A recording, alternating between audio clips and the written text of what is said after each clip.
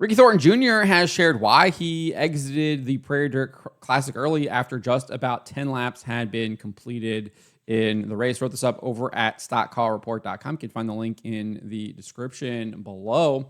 And as I said, after completing 10 laps, Thornton decided to take his car to the infield and call it a night, albeit he got a little more than he bargained for as he hit the mud that was created after a rain shower that delayed the start of the race and took a little bit of a spin before safely making it into the infield. You can take a look at this right here. This is over on Dirt Vision. Down to the racetrack and hit the 42 a winger there, but they keep it straight. Jonathan Davenport now takes second. How about Ricky Thornton Jr. taking it in the infield? He's sliding here in the mud. Oh, man. Hudson O'Neal. So there you go. Obviously was trying to take it to the infield, got onto that mud there, and was clearly acting like some ice, and he went for a spin. Fortunately, he did not end up hitting this big pile of mud here that I would assume would have caused some significant damage to his car. But obviously, he called it a night after that. He would eventually finish in 28th place out of the 29 cars that started the race. He started in 19th and had only advanced one spot to 18th, but that was because Chris Simpson chose to call it a night as well. By the end of the race, there were only 14 cars on the track that completed the race, so less than half of the cars that started were still racing by the end. And so on Facebook, Thornton and his team shared exactly why they decided to call it a night early. They said, our team made the decision to start tonight's feature and pull off to save equipment after a major storm rolled through and left the track extremely muddy.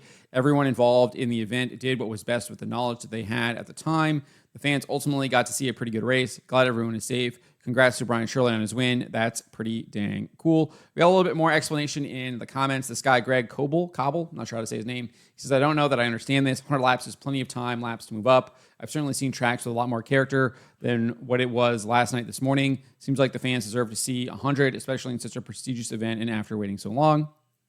Thornton and his team responded, saying in 12 laps, Ricky had passed 0 cars. Less than half of the field finished. We're a little short on motors, and the conditions were hard on motors. He made the decision that he felt was best for himself and the team. The fans get entertainment from the race. They still got that. Ricky pulling off changes nothing about the event in the slightest. Remember, this is how we pay our mortgage and feed our kids.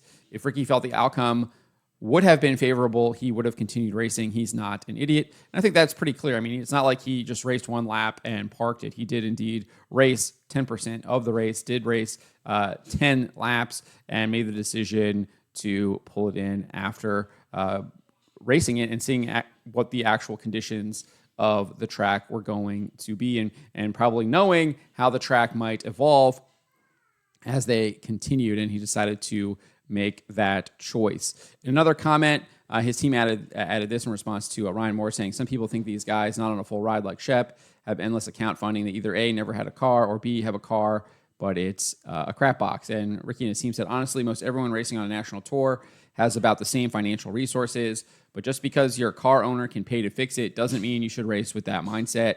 Ours is great and would have been fine either way, but Ricky respects them and his crew and knew his limits last night. So again, kind of pointing to the fact that he obviously ran those 10 laps, made a decision based on what the track was like and probably what he thought the track was going to turn into, and decided to pull it off. And just to be clear, there were lots of guys who tore up equipment. And as I said, only 14 of the 29 cars actually finished the race. We had Bobby Pierce revealing he suffered significant damage after he finished in 6th. He posted this on Facebook saying, lots of damage to fix in less than a day, and everything is a muddy mess. I'm probably a little dehydrated and beat up from running the curb for 100 laps. Oh well, Wilmot, tomorrow, another day, another race. Gotta grind.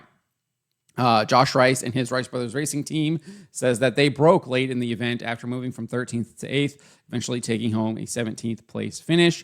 And then we also had Ethan Dotson's ASD Motorsports team revealing that he and his team broke on lap 12, not being able to continue. And again, those are just a couple of examples. There were 15 cars that did not finish the race, including Ricky Thornton Jr. Again, only 14 cars were still racing by the end of the race. As far as what's next on Ricky Thornton's schedule, if you go to his website, it says that he will be at the North-South 100 at Florence Speedway, and that is his next event. However, the team is discussing attending the USA Nationals at Cedar Lake Speedway this upcoming weekend. The USA Nationals is a World of Outlaws sanctioned event, and it begins on Thursday, July 31st, and continues for 3 nights through August 2nd. When asked on Facebook if they would attend, Thornton's team shared this: "Honestly, not sure. They've changed their minds a few times, but I'll be sure to update when I know a final decision." So it's possible that Ricky Thornton Jr. might be at the USA Nationals before then heading to Florence for the North-South 100 later in August. But that is what Ricky Thornton Jr. and his team had to say as far as why he decided to exit the race early.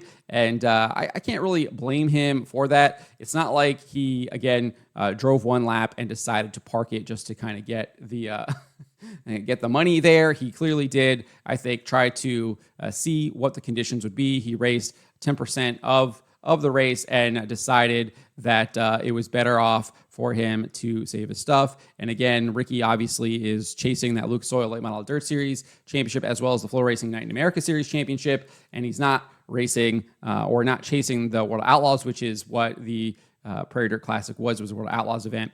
So he was there mainly just to win, right?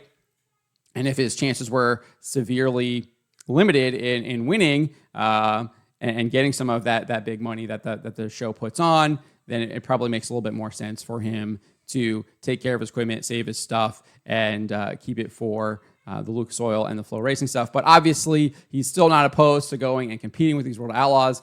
We just kind of talked about, he and his team are discussing going to compete with the USA Nationals at Cedar Lake.